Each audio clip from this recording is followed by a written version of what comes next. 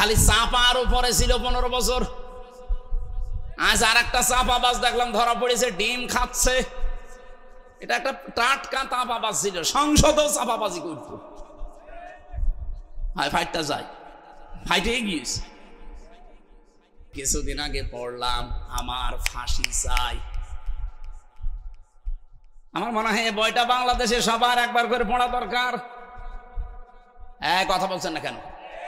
কত মিথ্যা যে আমরা জানি, আর সত্য কি কিছুটা হলো আমার ফাঁসি চাই। মতিয়ার রহমান রেন্টু সাহেবের লেখা, এটা পড়লে আপনি কিছুটা আঁচ করতে পারবেন। এখানে আমি পড়ে দেখেছি, যাদেরকে আমরা বিশ্ব নেতা বলে চালাতে চাই, এই মানুষগুলোর বাবা এক ধর্মের, মা আর এক ধর্মের। অথচ কোন নবীর রক্তকে আল্লাহ কোন হারাম রক্তের ভেতরে প্রবেশ করার নাই। এই জন্য নবীর স্ত্রীর চরিত্র, লূত নবী ভালো ছিল, তার চরিত্র খারাপ না, সে চরিত্রহীনাও ছিল না, কিন্তু তলে তলে সে চরিত্রহীন মানুষদেরকে সাপোর্ট করত। আল্লাহ পাকে এই জন্য ইল্লাম রাতাহ দিয়েছেন যে তোমার স্ত্রীকে নেওয়া যাবে না। প্রশ্ন আসলো যে কেন? আমার স্ত্রী তো ভালো, সে চরিত্রহীনা না, সে চরিত্র খারাপও তার না, কিন্তু চরিত্রহীনদেরকে সাপোর্ট করার কারণে আল্লাহ তাকেও ধ্বংস করে দিলেন। খুলনাবাসী বিবেকের কাছে প্রশ্ন করেন, অনেকেই বলে হুজুর আমি ভালো তো, আমার ব্যবসা হালাল, আমার বউ পর্দায় থাকে, আমি 5 ওয়াক্তের জায়গায় তাহাজ্জুদ মিলে 6 ওয়াক্ত নামাজ পড়ি, আমি হজ করে এসেছি, এটা আমিও জানি। কিন্তু বহু মানুষ এরকম আছে, তারা তলে তলে চরিত্রহীন মানুষদেরকে সাপোর্ট করে। এ খুলনায় নেই? বলেন, যারা চরিত্রহীন মানুষদেরকে সাপোর্ট করেছিলেন, আপনাকেও লূত নবীর স্ত্রীর সাথে জাহান্নামে যাওয়া লাগবে। নাই তো ওই মহিলার দোষ কি ছিল? সে তো নিজে ভালো, কিন্তু একজন খারাপ মানুষকে সাপোর্ট করে যদি জাহান্নামে যায়, সামনে যে সময় আসতেছে ঈমানের উপরে পরীক্ষা আসবে, যাই আসুক না কেন আমরা কোনো খারাপ মানুষকে সাপোর্ট করব না, রায় দেব না। মাইয়াশফা শাফাআতান হাসানাতাই ইয়াকুল্লাহু নাসিবুম মিনহা ওয়া মাইয়াশফা শাফাআতান সাজ্জিআতাই ইয়াকুল্লাহু কিফলুম মিনহা ইলা আখিরি আয়াত। এটা সূরা নিসা 85 নম্বর আয়াতে আছে, 5 নম্বর পারার 10 নম্বর পৃষ্ঠার 11 নম্বর লাইনে আছে। তাফসিরে ফি জিলালিল কোরআন এই ব্যাখ্যাটা পাবেন। কোন মানুষ যদি দুনিয়ায় একটা ভালো কাজে সাপোর্ট করে, সুপারিশ করে, রায় দেয়, ভোট দেয়, সমর্থন জানায়, পেছনে থাকে, ওই লোকটা ভালো কাজ করে যা পাবে আপনি শুধু সাপোর্ট করে তাই পাবেন। বাড়ি যেয়ে বলবেন সুবহানাল্লাহ। কোন মানুষ যদি দুনিয়ায় অন্যায় কাজ করে, আর অন্যায় কাজে আপনি যদি সাপোর্ট করেন, ওই যে মহিলার মতো অন্যায় কাজ করে যদি জাহান্নামে যায়, আপনি সাপোর্ট করে রায় দিয়ে পেছনে থেকেও জাহান্নামে যাওয়া লাগবে। যা করবে আপনি ওইটার ভাগাভাগি হিসাবে পেয়ে যাবেন। কিয়ামতের ময়দানে আয়াতের তাফসিরে আমি নিজে পড়েছি, বহু মানুষ এমন উঠবে তাদের আমল নামায় হজের সওয়াব লেখা থাকবে। বলবে রব্বুল আলামিন, আমি যে অবস্থায় ছিলাম দুনিয়ায় আমি হজ করিনি, তোমার ফেরেশতারা হজের সওয়াব লিখেছে, এটা মনে হয় ভুল করে ফেলেছে। আল্লাহ পাক বলেন, বান্দা আমিও জানি তুমি হজ করনি। এমন মানুষকে সাপোর্ট দিয়েছিলে, রায় দিয়েছিলে, যে লোকটা ক্ষমতায় যে হজে যাওয়ার যত কার্যক্রম সহজ করে দিয়েছিল। আমাদের পাশের রাষ্ট্র ভারত, এখান থেকে হজে যেতে যা লাগে তার 4 গুণ বেশি টাকা লাগে আমাদের শুধু বর্ডার পার হওয়ার কারণে। কেন এত বেশি লাগবে কেন? মালয়েশিয়াতে আমি যেই দোকানে যে আমার এই কাপড়গুলো সেলাই করছিলাম, ওই দোকানে 3টা দেশের লোক পেলাম আমি। থাইল্যান্ড থেকে একজন এসেছে, মাত্র 30,000 টাকা খরচ, তার মাসে 2 লাখ টাকা উপায়। বাংলাদেশের যশোর এলাকায় অভয়নগর থেকে একজন আছে, ওখানে কাজ করছে, তার 7.5 লাখ টাকা খরচ, তারও মাসে 2 লাখ টাকা উপায়। পাকিস্তান থেকে একজন এসেছে, তার উপায়, তার খরচ হয়েছে 2,20,000 টাকা বাংলাদেশের টাকায়, তারও উপায়। ওই দর্জির দোকানে 4 জনে কাজ করছে, তারও উপায় মাসে 2 লাখ টাকা। ভারত থেকে একজন গেছে, তার খরচ হয়েছে 1,20,000। 1,20,000, 2,20,000 আর মাত্র 30,000। আর আমাদের বলেন বলেন 7.5 লাখ। অথচ 4 জনের উপায় কিন্তু 2 লাখ করে প্রতি মাসে মাসে। আপনি হিসাব করে বলেন তো, এটা বৈষম্য না? এক কথা বলেন না কেন? কত বড় বৈষম্য! আমি 7.5 লাখ টাকা খরচ করে আমার উপায় মাসে 2 লাখ, আর ওই লোকটা মাত্র 30,000 টাকা খরচ করে ওর মাসে 2 লাখ। কেউ 1,20,000 টাকা খরচ করে দাদাদের দেশ থেকে গিয়েছে, তারও 2 লাখ। পাকিস্তান থেকে 2,20,000 আসে, তারও 2 লাখ। ওনারে বললাম যে ভাই এত ডিফারেন্স কেন খরচ? অথচ বাংলাদেশ, আমরা ভারতের আর আমরা তো পাশাপাশি। কলকাতা থেকে একজন যদি যায়, আর এই যশোর থেকে খুলনা থেকে একজন যদি যায়, রাস্তা প্রায় সমান সমান, মালয়েশিয়ার সমান না? এত খরচ বেশি কেন? আচ্ছা, এখানে 3 জন টাকা খায়, সালমান এফ রহমান আর শেখ হাসিনার ছোট বোন রেহেনা, আর একজন মন্ত্রীর নাম বললো। এই 3 জন এখানে ভাগ বসায়। খরচ আমাদের ওই 1,20,000 হলে আমরাও আসতে পারি। বাকি এই 5.5 লাখ 6 লাখ টাকা ওই আল্লাহর ওলি দেখায়।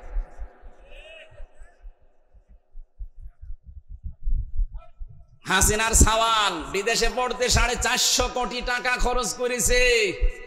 এই টাকাগুলোকে ওর বাবার টাকা। একটা ছেলে পড়াতে যদি 450 কোটি টাকা খরচ হয়, শুধু বান্ধবীদের পেছনে আল্লাহর রাস্তায় উড়িয়েছে টাকা। না, এইটা আর হতে দেওয়া যাবে না সামনে। এই জন্যই তো কালাম ভাই এই কথায় তুলে ধরেছিলেন, আরে ভাই আপনি এমন মানুষকে কেন সাপোর্ট করবেন যে লোকটা ক্ষমতায় যে 620টা বাড়ি বানাবে? জনগণের জন্য যদি এই লোকটা কাজ না করে, ঘাড়ে ধাক্কা দিয়ে বের করে দেবেন, কোনো অসুবিধা নেই। এমন মানুষ আমরা সামনে পাঠাতে চাই, আমার এই সুপারিশে, আমার এই রায়ে, আমার এই ভোটে ও যেন ভালো কাজ করে, হজের পক্ষে কাজ করবে, নামাজের পক্ষে কাজ করবে, জাকাতের পক্ষে কাজ করবে। ও জাকাত দিয়ে যে সওয়াব বাংলাদেশে মানুষ পাবে, আমি একটা রায় দিয়ে সমর্থন জানিয়ে একই সওয়াব পাবো। আমি আবার বলছি ভাই, হযরতে লূত নবীর স্ত্রীর চরিত্র কিন্তু খারাপ না, তিনি চরিত্রহীন ছিলেন না। তার পুরা জীবনী আমি পড়ে দেখেছি তাফসিরে ফি জিলালিল কোরআনে। একটাই মাত্র কারণ, সে চরিত্রহীনদেরকে সাপোর্ট করত। আপনি নিজের সাথে এবার মিলান। আমি বহু মানুষকে বলতে শুনি যে তারা নিজেরা ভালো মনে করে যে আমি ভালো, আমি নামাজ পড়ি, রোজা রাখি, হজ করে এসেছি, আমি কিন্তু হালাল খাই, পর্দায় থাকি। আরে ভাই, আপনি এমন মানুষকে সাপোর্ট করেন, এমন মানুষের পেছনে থাকেন যার চরিত্র ভালো না।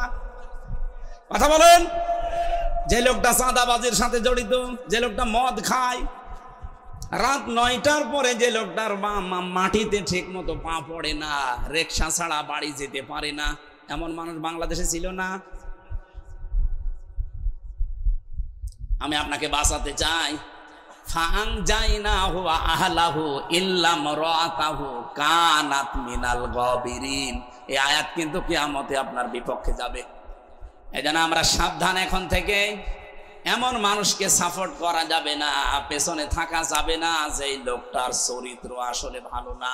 আপনি যাই মনে করেন না কেন, এটা যদি আপনার কাছে দুনিয়ার কথা মনে হয়, হ্যাঁ এটাই দুনিয়ার কথা। এটা যদি রাজনীতির কথা মনে হয়, এইটাই রাজনীতির কথা। এটা যদি ধর্মের কথা মনে হয়, এইটাই ধর্মের কথা। আপনি না বুঝলেও আমি যেহেতু বুঝেছি, কোরআন তাফসীর পড়ে আমি বোঝালাম, আপনি এখন চেষ্টা করেন বোঝার। সূরা আরাফের 83 নাম্বার আয়াতটা আপনি নিজের জীবনে মিলাবেন। লূত নবীর মতো এত বড় দামি নবীর স্ত্রীকে আল্লাহ ক্ষমা করেন না, আর আপনাকে আল্লাহ মাফ করে দেবে। কিছু লোক উঠবে আমল নামায়, যে লেখা থাকবে জেনার গুনাহ। লোকটা বলবে, আল্লাহ এই ফেরেশতারা ভুল করেছে, আমি তো জীবনেও জেনা করিনি। আল্লাহ বলেন, আমি জানি জেনা তুমি করনি, আমি জানি, কিন্তু এমন মানুষকে রায় দিয়েছিলে, এমন মানুষের পেছনে স্লোগান দিতে থাকতে, যেই লোকটা ক্ষমতা পেয়ে জেনার লাইসেন্স দিয়েছিল, এদেশে দেয়নি। কথা বলুন। আজ সুর তুলছে, সেনা যারা করছে পতিতালয়ে, তাদেরকে শ্রমিকের মর্যাদা দেওয়া লাগবে। আরে ভাই, শ্রমিকের মর্যাদা যদি তাদেরকে আপনি দিতে চান, কিছুদিন পরে ডাকাত বলবে যে আমাদেরকেও শ্রমিকের মর্যাদা দেন, কারণ আমরাও কাজ করে খাই। কি ডাকাতি করা শ্রমের কাজ না? কত বড় বিশাল গাছ 4-5 জন ধরে রাস্তায় ফেলে রাখে, গা ঘেমে যায়। আমি একবার ধরা পড়েছিলাম এই আশাশুনি থেকে যাওয়ার সময়, রাস্তায় দেখি রাত 1টার সময় বিশাল গাছ ফেলা। আমি কাঁচ খুলে দিলাম, মুখ বের করে দেখি ওর মুখ বাঁধা, হাতে বড় ছুরি। ওর দৃশ্য দেখে আমি ভয়ে টাকা আগে বলছি নিন। আমারে বলছো হুজুর আপনার টাকাও নেব, আল্লাহ মাফ করবে। তাড়াতাড়ি আল্লাহ মাফ করবে মানে এত বড় গাছ ফেলে বসে আসো, তাড়াতাড়ি টাকা নিয়ে আমার গাছটা তুলে গাড়িটা ছেড়ে দাও। না আপনার টাকা নেব না। আমার ওইদিন টাকাও কম দিয়েছিল, এই জন্য টাকা ফেরত দিয়েছে। বলেন আমি তাদের চেহারার দিকে তাকিয়ে দেখেছি তারা ক্লান্ত, কারণ সারা রাত তারা এভাবে জেগে আছে। এত পরিশ্রমের কাজ, এত কষ্টের কাজ, ওরা 2 দিন পরে যদি বলে আমাদেরকেও শ্রমিকের মর্যাদা দেওয়া লাগবে, আমরা ডাকাতি করে খাই, কি বলতে পারে না? কমিশনে বসে বসে এই সমস্ত রিপোর্টগুলো দিয়েছিল, সব রিপোর্টগুলো এখন বাতিল ঘোষণা সামনে আসতেছে, কারণ এগুলো একটাও জমা দেওয়ার মতোই না। আমার মাঝে মাঝে 318 পৃষ্ঠাটা পড়া আমি পড়ে দেখেছি। আমার মাঝে মাঝে এদের লেখাগুলো দেখলে মনে হয় এগুলো মেয়াদ উত্তীর্ণ গাঁজা খাওয়া মানুষ। মেয়াদালা গাঁজা খেলেও তো মানুষ এত উল্টাপাল্টা কথা লিখতে পারে না। বলছে দেহ আমার, সিদ্ধান্ত আমার। দেহ আপনার মানে এ দেহ আপনার বাপ দিয়েছে। আপনার বাবা আমার তো দায়িত্ব ছিল শুধু বিছানায় থাকা, বাকি যা করার কে করেছে বলেন বলেন।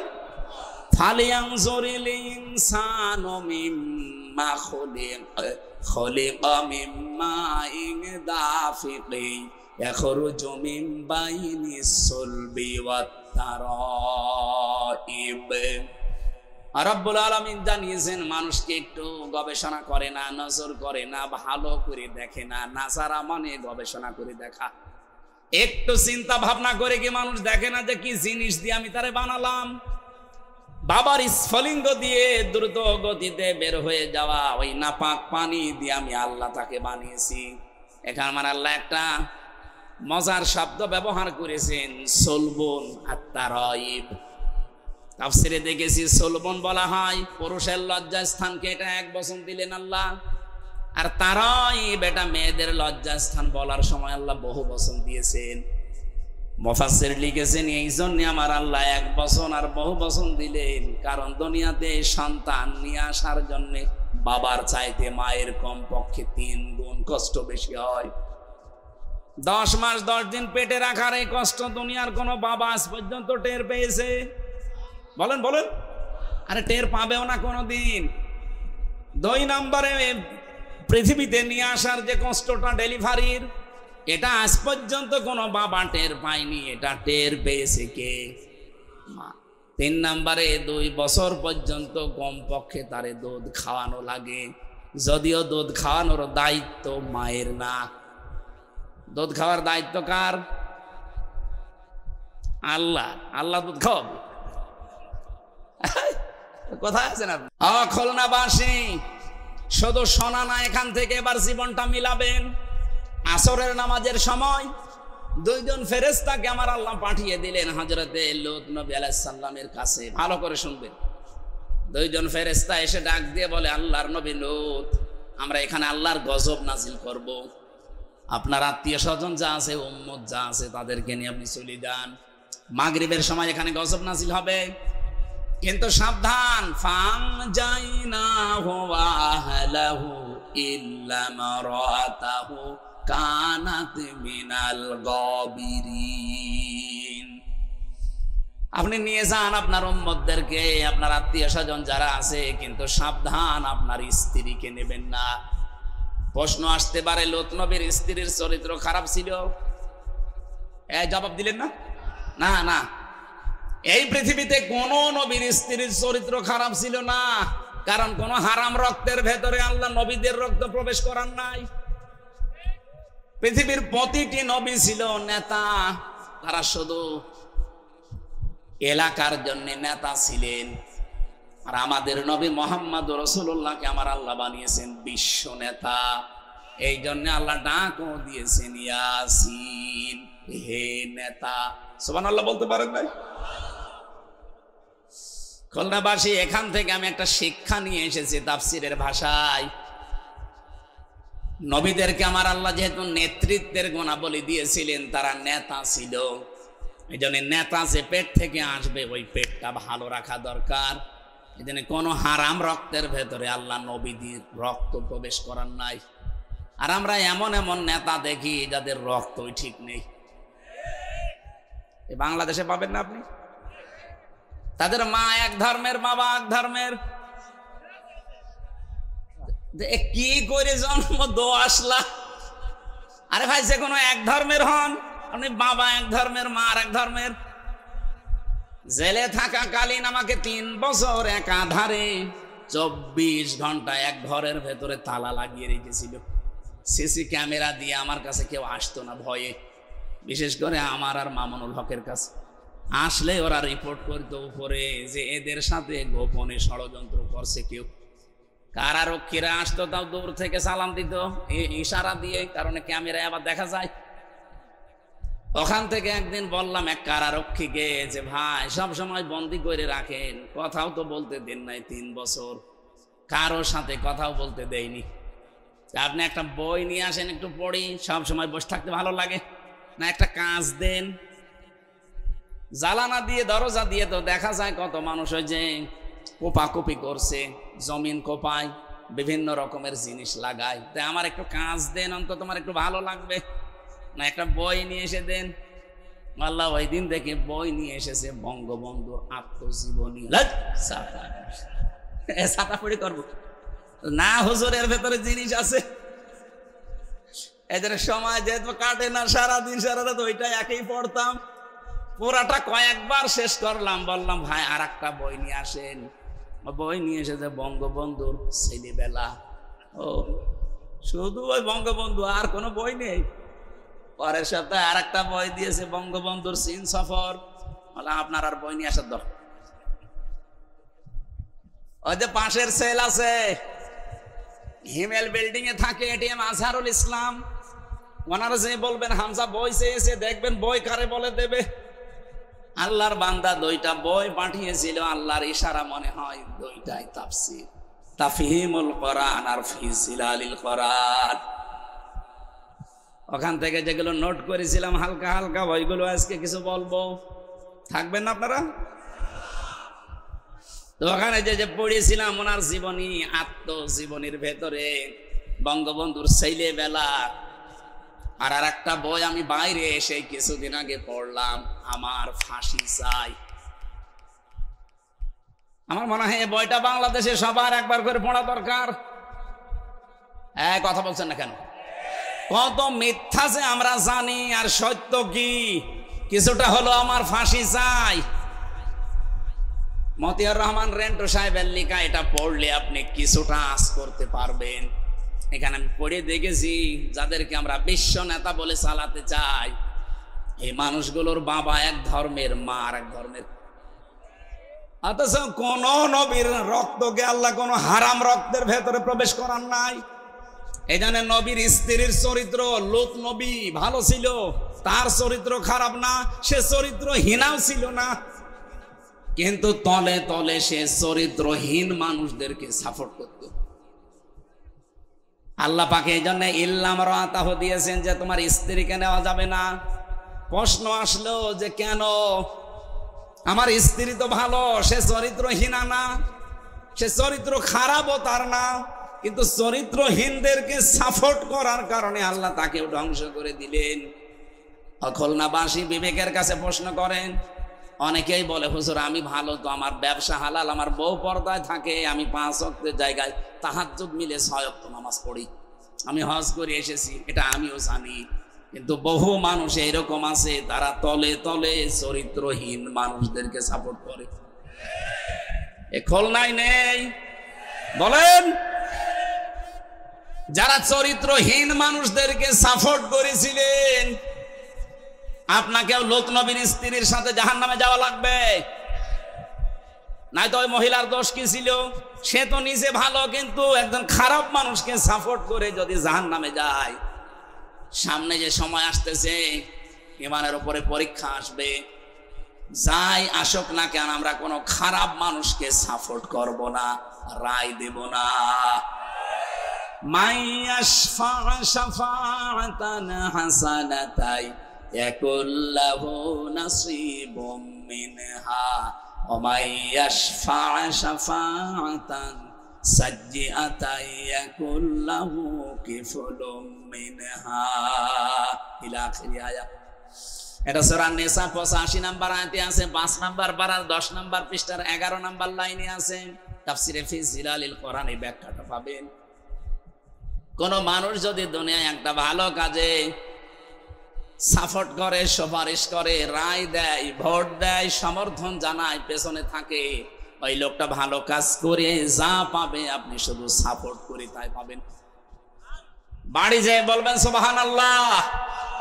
কোন মানুষ যদি দুনিয়ায় অন্যায় কাজ করে আর অন্যায় কাজে আপনি যদি সাপোর্ট করেন, ওই যে ওই মহিলার মতো অন্যায় কাজ করে যদি জাহান্নামে যায়, আপনি সাপোর্ট করে রায় দিয়ে পেছনে থেকেও জাহান্নামে যাওয়া লাগবে। যা করবে আপনি ওইটার ভাগাভাগি হিসাবে পেয়ে যাবেন। কিয়ামতের ময়দানে আয়াতের তাফসিরে আমি নিজে পড়েছি, বহু মানুষ এমন উঠবে তাদের আমল নামায় হজের সওয়াব লেখা থাকবে। বলবে রব্বুল আলামিন, আমি যে অবস্থায় ছিলাম দুনিয়ায় আমি হজ করিনি, তোমার ফেরেশতারা হজের সওয়াব লিখেছে, এটা মনে হয় ভুল করে ফেলেছে। আল্লাহ পাক বলেন, বান্দা আমিও জানি তুমি হজ করনি। এমন মানুষকে সাপোর্ট দিয়েছিলে, রায় দিয়েছিলে, যে লোকটা ক্ষমতায় যে হজে যাওয়ার যত কার্যক্রম সহজ করে দিয়েছিল। আমাদের পাশের রাষ্ট্র ভারত, এখান থেকে হজে যেতে যা লাগে তার 4 গুণ বেশি টাকা লাগে আমাদের শুধু বর্ডার পার হওয়ার কারণে। কেন এত বেশি লাগবে কেন? মালয়েশিয়াতে আমি সেই দোকানে যে আমার এই কাপড়গুলো সেলাই করছিলাম, ওই দোকানে 3টা দেশের লোক পেলাম আমি। থাইল্যান্ড থেকে একজন এসেছে, মাত্র 30,000 টাকা খরচ, তার মাসে 2 লাখ টাকা উপায়।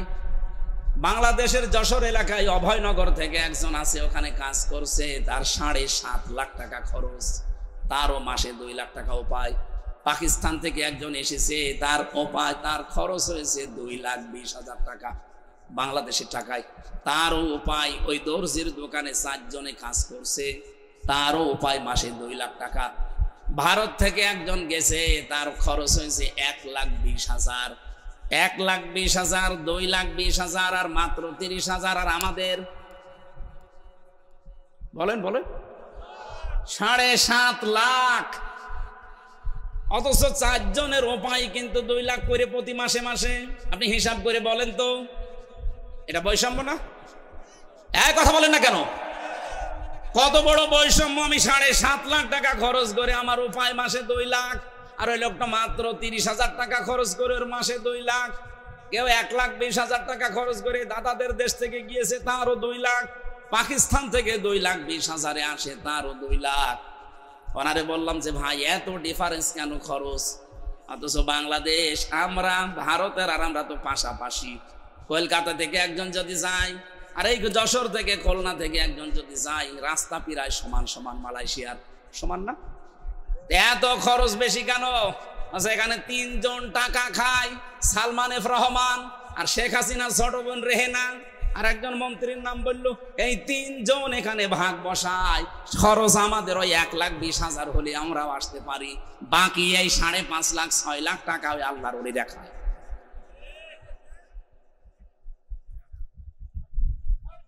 হাসিনার সাওয়াল বিদেশে পড়তে 450 কোটি টাকা খরচ করেছে। এই টাকাগুলোকে ওর বাবার টাকা। একটা ছেলে পড়াতে যদি 450 কোটি টাকা খরচ হয়, শুধু বান্ধবীদের পেছনে আল্লাহর রাস্তায় উড়িয়েছে টাকা। না, এইটা আর হতে দেওয়া যাবে না সামনে। এই জন্যই তো কালাম ভাই এই কথায় তুলে ধরেছিলেন, আরে ভাই আপনি এমন মানুষকে কেন সাপোর্ট করবেন যে লোকটা ক্ষমতায় যে 620টা বাড়ি বানাবে? জনগণের জন্য যদি এই লোকটা কাজ না করে, ঘাড়ে ধাক্কা দিয়ে বের করে দেবেন, কোনো অসুবিধা নেই। এমন মানুষ আমরা সামনে পাঠাতে চাই, আমার এই সুপারিশে, আমার এই রায়ে, আমার এই ভোটে ও যেন ভালো কাজ করে, হজের পক্ষে কাজ করবে, নামাজের পক্ষে কাজ করবে, যাকাতের পক্ষে কাজ করবে। ও যাকাত দিয়ে যে সওয়াব বাংলাদেশে মানুষ পাবে, আমি একটা রায় দিয়ে সমর্থন জানিয়ে একই সওয়াব পাবো। আমি আবার বলছি ভাই, হযরতে লূত নবীর স্ত্রীর চরিত্র কিন্তু খারাপ না, তিনি চরিত্রহীন ছিলেন না। তার পুরা জীবনী আমি পড়ে দেখেছি তাফসিরে ফিসিলালিল কোরআনে। একটাই মাত্র কারণ, সে চরিত্রহীনদেরকে সাপোর্ট করত। আপনি নিজের সাথে এবার মিলান। আমি বহু মানুষকে বলতে শুনি যে তারা নিজেরা ভালো মনে করে যে আমি ভালো, আমি নামাজ পড়ি, রোজা রাখি, হজ করে এসেছি, আমি কিন্তু হালাল খাই, পর্দায় থাকি। আরে ভাই, আপনি এমন মানুষকে সাপোর্ট করেন, এমন মানুষের পেছনে থাকেন যার চরিত্র ভালো না। কথা বলেন। যে লোকটা চাঁদাবাজির সাথে জড়িত, যে লোকটা মদ খায়, রাত 9টার পরে যে লোকটার মাটিতে ঠিক মতো পা পড়ে না, রিকশা ছাড়া বাড়ি যেতে পারে না, এমন মানুষ বাংলাদেশে ছিল না? আমি আপনাকে বাঁচাতে চাই। ফাআনজাইনাহু ওয়া আহলাহু ইল্লা ইমরাতাহু কানাত মিনাল গাবিরিন। এই আয়াত কিন্তু কিয়ামতে আপনার বিপক্ষে যাবে। এজন্য আমরা সাবধান এখন থেকে। এমন মানুষকে সাপোর্ট করা যাবে না, পেছনে থাকা যাবে না যে এই লোকটার চরিত্র আসলে ভালো না। আপনি যাই মনে করেন না কেন, এটা যদি আপনার কাছে দুনিয়ার কথা মনে হয়, হ্যাঁ এটাই দুনিয়ার কথা। এটা যদি রাজনীতির কথা মনে হয়, এইটাই রাজনীতির কথা। এটা যদি ধর্মের কথা মনে হয়, এইটাই ধর্মের কথা। আপনি না বুঝলেও আমি যেহেতু বুঝেছি, কোরআন তাফসীর পড়ে আমি বোঝালাম, আপনি এখন চেষ্টা করেন বোঝার। সূরা আরাফের 83 নাম্বার আয়াতটা আপনি নিজের জীবনে মিলাবেন। লূত নবীর মতো এত বড় দামি নবীর স্ত্রীকে আল্লাহ ক্ষমা করেন না, আর আপনাকে আল্লাহ মাফ করে দেবে। কিছু লোক উঠবে, আমলনামায় লেখা থাকবে জেনার গুনাহ। লোকটা বলবে, আল্লাহ এই ফেরেশতারা ভুল করেছে, আমি তো জীবনেও জেনা করিনি। আল্লাহ বলেন, আমি জানি জেনা তুমি করনি, আমি জানি, কিন্তু এমন মানুষকে রায় দিয়েছিলে, এমন মানুষের পেছনে স্লোগান দিতে থাকতে, যেই লোকটা ক্ষমতা পেয়েছেন আর লাইসেন্স দিয়েছিল, এ দেশে দেয়নি। কথা বলুন। আজ সুর তুলছে, সেনা যারা করছে পতিতালয়ে, তাদেরকে শ্রমিকের মর্যাদা দেওয়া লাগবে। আরে ভাই, শ্রমিকের মর্যাদা যদি তাদেরকে আপনি দিতে চান, কিছুদিন পরে ডাকাত বলবে যে আমাদেরকেও শ্রমিকের মর্যাদা দেন, কারণ আমরাও কাজ করে খাই। কি ডাকাতি করা শ্রমের কাজ না? কত বড় বিশাল গাছ 4-5 জন ধরে রাস্তায় ফেলে রাখে, গা ঘেমে যায়। আমি একবার ধরা পড়েছিলাম এই আশাশুনি থেকে যাওয়ার সময়, রাস্তায় দেখি রাত 1টার সময় বিশাল গাছ ফেলা। আমি কাজ খুলে দিলাম, মুখ বের করে দেখি ওর মুখ বাঁধা, হাতে বড় ছুরি। ওর দৃশ্য দেখে আমি ভয়ে টাকা আগে বলছি নিন। আমারে বলছো, হুজুর আপনার টাকাও নেব, আল্লাহ মাফ করবে। তাড়াতাড়ি আল্লাহ মাফ করবে মানে এত বড় গাছ ফেলে বসে আসো, তাড়াতাড়ি টাকা নিয়ে আমার গাছটা তুলে গাড়িটা ছেড়ে দাও। না, আপনার টাকা নেব না। আমার ওইদিন টাকাও কম দিয়েছিল, এই জন্য টাকা ফেরত দিয়েছে। বলেন, আমি তাদের চেহারার দিকে তাকিয়ে দেখেছি তারা ক্লান্ত, কারণ সারা রাত তারা এভাবে জেগে আছে। এত পরিশ্রমের কাজ, এত কষ্টের কাজ, ওরা 2 দিন পরে যদি বলে আমাদেরকেও শ্রমিকের মর্যাদা দেওয়া লাগবে, আমরা ডাকাতি করে খাই, কি বলতে পারে না? কমিশনে বসে বসে সমস্ত রিপোর্টগুলো দিয়েছিল, সব রিপোর্টগুলো এখন বাতিল ঘোষণা সামনে আসতেছে, কারণ এগুলো একটাও জমা দেওয়ার মতোই না। আমার মাঝে মাঝে 318 পৃষ্ঠাটা পড়া আমি পড়ে দেখেছি। আমার মাঝে মাঝে এদের লেখাগুলো দেখলে মনে হয় এগুলো মেয়াদ উত্তীর্ণ গাঁজা খাওয়া মানুষ। মেয়াদালা গাঁজা খেলেও তো মানুষ এত উল্টাপাল্টা কথা লিখতে পারে না। বলছে দেহ আমার, সিদ্ধান্ত আমার। দেহ আপনার মানে এ দেহ আপনার বাপ দিয়েছে। আপনার বাবা আমার তো দায়িত্ব ছিল শুধু বিছানায় থাকা, বাকি যা করার কে করেছে? বলেন বলেন। ফালিয়ানজুরিল ইনসানু মিম্মা খুলিকা মিম্মা ইন দাফিকি ইয়াখরুজু মিন বাইনিস সুলবি ওয়াত তারাইব। রব্বুল আলামিন জানিয়েছেন মানুষকে একটু গবেষণা করে না, নজর করে না, ভালো করে দেখে না। নাজারা মানে গবেষণা করে দেখা। একটু চিন্তা ভাবনা করে কি মানুষ দেখে না যে কি জিনিস দিয়ে আমি তারে বানালাম? বাবার স্ফলিঙ্গ দিয়ে দ্রুত গতিতে বের হয়ে যাওয়া ওই নাপাক পানি দিয়ে আমি আল্লাহ তাকে বানিয়েছি। এখানে আমার আল্লাহ একটা মজার শব্দ ব্যবহার করেছেন, সলবন আর তারাইব। তাফসিরে দেখেছি সলবন বলা হয় পুরুষের লজ্জা স্থানকে, এটা এক বচন দিলেন আল্লাহ। আর তারাইব এটা মেয়েদের লজ্জা স্থান বলার সময় আল্লাহ বহু বচন দিয়েছেন। মুফাসসির লিখেছেন এই জন্য আমার আল্লাহ এক বচন আর বহু বচন দিলেন, কারণ দুনিয়াতে সন্তান নিয়ে আসার জন্য বাবার চাইতে মায়ের কমপক্ষে 3 গুণ কষ্ট বেশি হয়। 10 মাস 10 দিন পেটে রাখার এই কষ্ট দুনিয়ার কোনো বাবা আজ পর্যন্ত টের পেয়েছে? বলেন বলেন। আরে টের পাবেও না কোনোদিন। 2 নম্বরে পৃথিবীতে নিয়ে আসার যে কষ্টটা ডেলিভারির, এটা আজ পর্যন্ত কোনো বাবা টের পায়নি, এটা টের পেয়েছে কে? মা। 3 নম্বরে 2 বছর পর্যন্ত কমপক্ষে তারে দুধ খাওয়ানো লাগে, যদিও দুধ খাওয়ানোর দায়িত্ব মায়ের না। দুধ খাওয়ার দায়িত্ব কার? আল্লাহ। আল্লাহ দুধ খাওয়াবে। কোথায় আছেন আপনি? এদিকে তাকান। এখানে আমি আলেমদেরকে এবার বলছি কিভাবে কোরআন পড়েন। আমি এটা পরিচিত আয়াত, কিন্তু সূরা বাকারা 233 নম্বর আয়াতটা আমরা পড়ে দলিল দেই। ওয়াল ওয়ালিদাতু ইরদি'না আওলাদাহুন্না হাওলাইনি কামিলাইনি লিমান আরাদা আইয়ুতিম্মার রাদা। যেহেতু লিমান আরাদা আইয়ুতিম্মার রাদা এটা মুযাক্কার শব্দ, আমি আল্লাহ আদেশ দিয়েছি সন্তানকে 2 বছর দুধ খাওয়ানো লাগবে। এই দায়িত্বটা বাবার। মুযাক্কার দিয়েছেন, এটা পুরুষবাচক শব্দ, নারীবাচক শব্দ আল্লাহ দেননি। মুআন্নাস আল্লাহ না দিয়ে মুযাক্কার দিলেন। আল্লাহ পাক নারী শব্দ না দিয়ে পুরুষবাচক শব্দ দিয়েছেন এই জন্যে, কারণ দুধ খাওয়ানোর দায়িত্ব পৃথিবীতে কোনো মায়ের না, এ দায়িত্বটা আল্লাহ দিয়েছে বাবাকে। আপনি বলেন তো আদম নবী থেকে শুরু করে আজকের এই দিন পর্যন্ত কোন বাবা আজ পর্যন্ত সন্তানকে দুধ পান করিয়েছে? বলেন বলেন। তাহলে আয়াতটা আপনি কিভাবে ব্যাখ্যা করবেন করেন তো? যেহেতু বাস্তবতার সাথে মিলছে না। আল্লাহ বলছেন আমি দায়িত্ব দিয়েছি দুধ খাওয়ানোর, এটা পুরুষের। লিমান আরাদা এটা মুযাক্কার শব্দ। লিমান আরাদা আইয়ুতিম্মার রাদা এটা মুআন্নাস না, মুযাক্কার। আপনি মিলাবেন কি করে? আপনি বলেন। বাবার দায়িত্ব এটা মায়ের না। মা যদি দায়িত্ব পালন না করে দুধ খাওয়ানোর মায়ের গুনাহ হবে না। কথা বুঝতেছেন?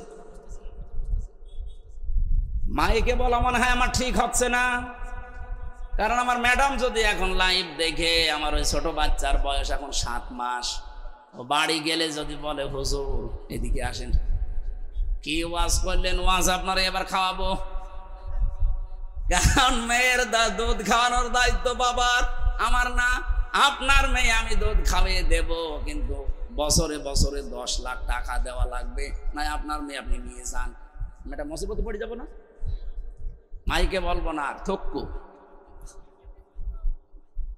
সম্মানিত মা বোনেরা, আসলেও দায়িত্বটা আপনার না, বাবারই দায়িত্ব। আপনারা যে দয়া করে পালন করে দেন, এই জন্য আপনাদেরকে ধন্যবাদ। নবীজিও জানিয়েছেন কোন মা যখন সন্তানের মুখে প্রথম ফোঁটা দুধ দেয়, একটা মরা মানুষ চিন্তা করে দিলে যে সওয়াব হয়, ওই সওয়াব আল্লাহ মাকে দান করেন। আপনাদের যে তারাইবের বহু বচন বলছিলাম, এমনি এমনি আপনাদের মর্যাদা আল্লাহ বাড়িয়ে দেননি। ডেলিভারির কষ্টটা এক, দুধ খাওয়ানো এক, আর পেটে রাখা এক। এই 3টা কষ্টের কারণে দুনিয়ায় যত বাবা আছে বাবাদের তুলনায় কম পক্ষে 3 গুণ মর্যাদা আপনাদের বেশি। বলেন সুবহানাল্লাহ। দুঃখজনক হলেও সত্য, বহু জায়গায় এখন আমরা দেখতে পাচ্ছি হাজারো পরিবারে এই মায়ের মর্যাদা 3 গুণ না, 1 গুণ সন্তান আমরা দিতে পারছি না। কথা বলছেন না কেন? মায়ের এই মর্যাদা 3 গুণ যেখানে দেওয়ার দরকার, বাবার চাইতে 1 গুণও দিতে পারছি না। আর এর পেছনে দায়ী অধিকাংশ পরিবারে তার বউ। বউগুলোর কারণে সন্তান মন থেকে চাইলেও পারে না। সেদিন আমি রাঙ্গামাটি গিয়েছিলাম জেলখানায় যাবার আগে। আসার সময় দেখি একটা বৃদ্ধাশ্রম। কমিটির লোককে বললাম আমার একটু নিয়ে চলো দেখি, কারণ বৃদ্ধাশ্রম দেখার আমার খুব শখ। ভেতরে যেয়ে দেখি কলেজের এক অধ্যাপক বিসিএস ক্যাডার, উনি পা ধরে কাঁদতেছে মায়ের। ওর মা বলছে, বাবা আমি যখন মারা যাব আমার মাথার উপরে যে ফ্যান আছে এই ফ্যানটা পাল্টিয়ে নতুন ফ্যান লাগিয়ে দিবি, এই ফ্যানটা চলে না। ছেলেটা কৌতূহলে জিজ্ঞাসা করছে, মা তুমি তো মরেই যাবে, তখন আবার ফ্যান কি হবে? মা বলছে, বাবা আজ 3 মাস আমি এখানে আছি, এই ফ্যানটা ভালো ধরে না। আমি বারবার কর্তৃপক্ষকে বলেছি, কিন্তু তারা আমার কথা শোনে না। আমার মনে হয় তুই আমার সাথে যে আচরণ করলি কিছুদিন পরে তোর সন্তান তোর এখানে রেখে যাবে, কিন্তু তোর তো ঘুম হবে না ফ্যান ছাড়া। ছোটবেলা থেকে তোকে আমি বাতাস দেওয়া ছাড়া ঘুম পাড়াতে পারি না, তোর কষ্ট হয়ে যাবে। এই জন্য তোকে আগে থেকে সতর্ক করলাম, ফ্যানটা আগেই পাল্টিয়ে দিস, তোরই উপকার হবে। হঠাৎ দেখি ওর মা ওর হাতের ওপরেই মরে গেল। কান্নাকাটি করছিল আর আমার দিকে তাকিয়ে বলছে, হুজুর আমার দিকে আপনি খারাপ ধারণা করবেন না, এই দোষ শুধু আমার একা না, এই দোষ আমার বউ। আমার 2টা ছেলে মেয়ে আছে, তাদের মুখের দিকে তাকিয়ে আমি তালাকও দিতে পারি না। 3 মাস আগে এই বউ আমারে বারবার বলেছে, এই বুড়ি থাকলে আমি তোমার ভাত খাবো না। বাধ্য হয়ে পরিবার বাঁচাতে আমার মাকে রেখে গিয়েছিলাম এই বৃদ্ধাশ্রমে। 3 মাস হয়ে গেল, আজকে আমার মাটা মরে গেল। দুনিয়াতে নাম ধরে ডাকার মতো আমার আর কেউ নেই। খুলনাবাসী, আমার তো মনে হয় শুধু রাঙ্গামাটির ওই প্রফেসর না, এখানে বহু মানুষ আমরা বসে আছি যারা সন্তানের কাছে আর পুত্রবধূর কাছে ওই মহিলার মতো। তাদের হক আদায় 3 গুণ তো দূরের কথা, 1 গুণও আজ পারছি না। আমাদের একটু খেয়াল করা দরকার ভাই। আল্লাহ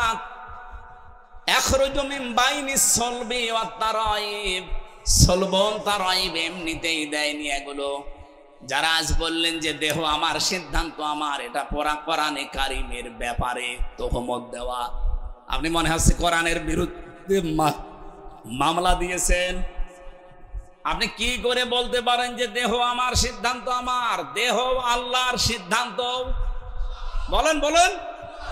হালাতা আলাল ইনসান হাইনুম মিনাদ দাহরি লাম ইয়াকুন শাইআম মাযকুরা। মানুষ কি একটু চিন্তা করে না যে দুনিয়ায় আসার আগে ও উল্লেখ করার মতো কিছু ছিল না? দুনিয়াতে ওর এমন সময়ও গেছে, এই পৃথিবীতে আসার আগেও যে উল্লেখ করবো যে হামজা, এরকম উল্লেখ করার মতো কিছু ছিলাম। সুতরাং এই কথাগুলো যারা দিয়েছেন সবগুলো ইসলাম বিদ্বেষী কথা, কোরআনের বিরুদ্ধে কথা। আমরা চাই এগুলো মানা দূরের কথা, ডাস্টবিনে নিক্ষেপ করা দরকার।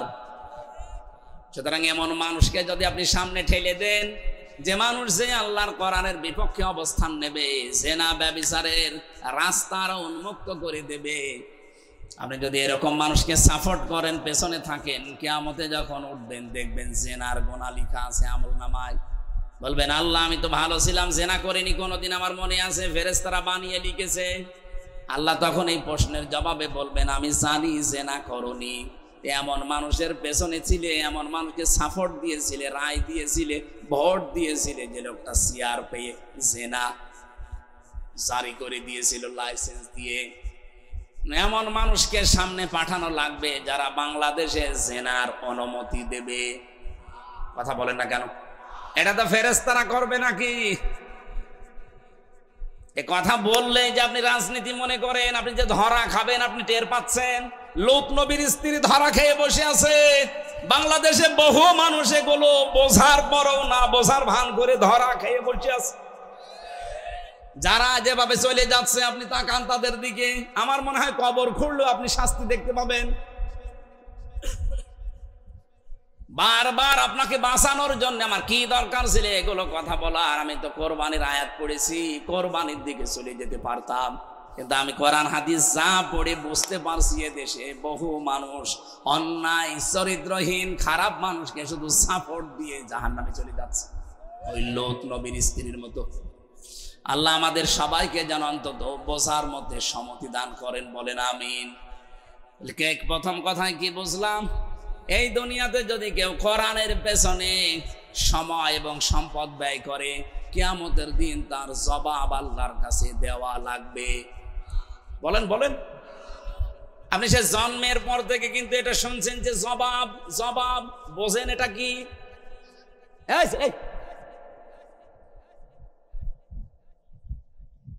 এই শব্দটা যে কত কঠিন।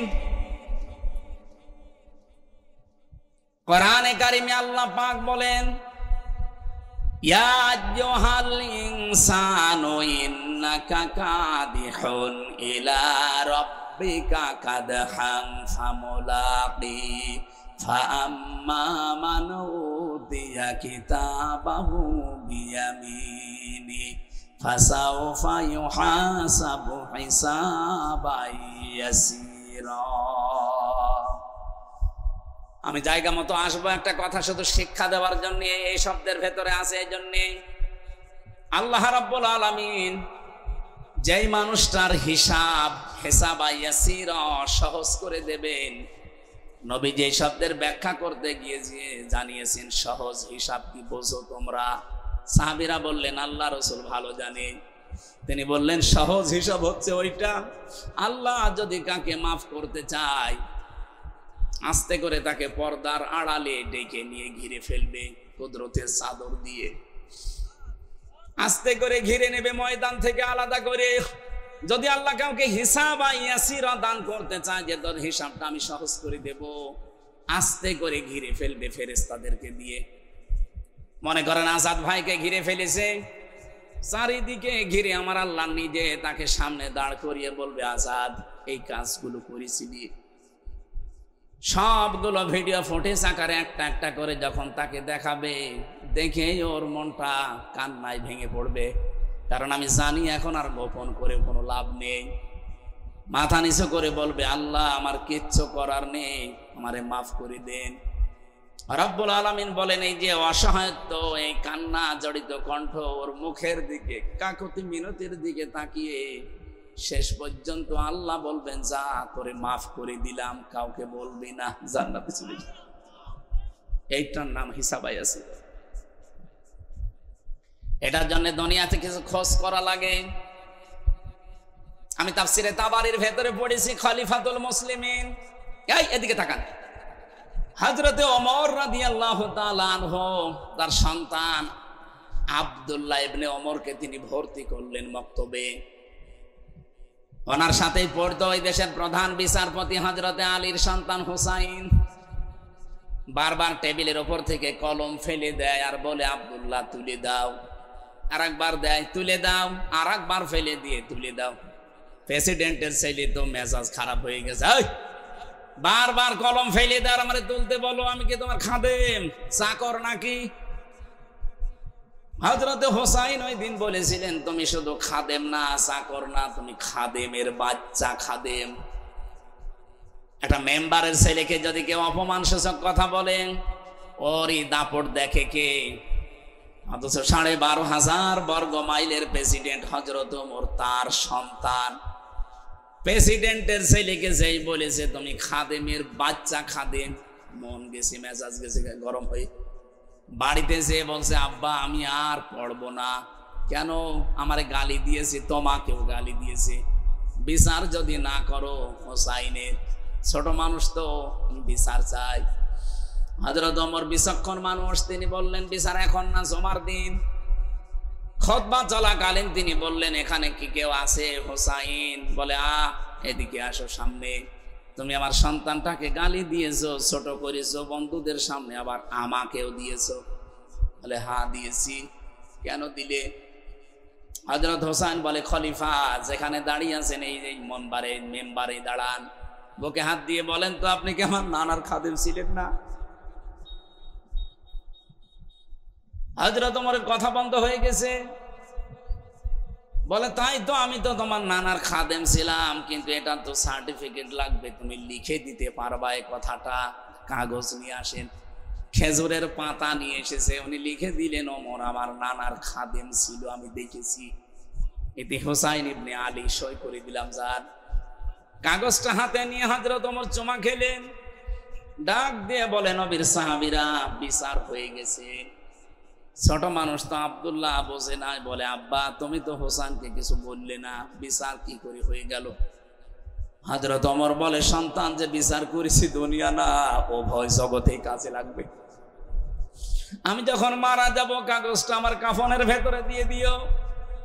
কিয়ামতে আল্লাহ পাক যখন তার সামনে আমারে দাঁড় করাবে, জীবনের কিছু যদি আল্লাহর ভালো না লাগে এই কাগজটা দেখাবো, ডাক দিয়ে বলবো, রব্বুল আলামিন কাগজটার দিকে একটু তাকাও, একটু দেখো, তোমার নবীর নাতি লিখে দিয়েছে আমি নাকি নবীর খাদিম ছিলাম।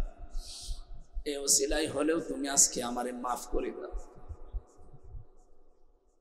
এর নাম হিসাব। দুনিয়াতে জান্নাতের সার্টিফিকেট যারা জীবিত অবস্থায় পেয়েছিলেন, তার ভেতরে হযরত ওমর 2 নম্বরে। নবীজি বলেন, কেউ যদি আকাশের তারকা গণনা করে হয়তো একদিন শেষ করে ফেলবে, কিন্তু ওমর মুসলমান হওয়ার পর থেকে যত নেকির কাজে আঞ্জাম দিয়েছে, কেউ যদি ওমরের নেকি গণনা করে কোনোদিন শেষ হবে না। এই পৃথিবীতে বিশ্ব নবীর পরে যদি নবী হওয়ার যোগ্যতা কারো থাকতো, হযরত ওমর আল্লাহর নবী হয়ে যেত। সব কিছু আল্লাহ তাকে দিয়েছিলেন, এত যোগ্যতা সম্পন্ন মানুষ। কোন রাস্তা দিয়ে হেঁটে গেলে 40 দিন শয়তান ওই রাস্তায় যেতে ভয় পেত। আপনি চিন্তা করেন মর্যাদা কোথায় পৌঁছিয়েছে তার। এই মানুষটা যদি জীবনের হিসাব নিয়ে এই চিন্তায় থাকে, আমাদের কি হয়েছে? আপনি পারবেন? হিসাব অত সহজ না। দুদুক না যে 2 লাখ মেরে দিলাম, এইটারটা ওটা উল্টিয়ে দিল।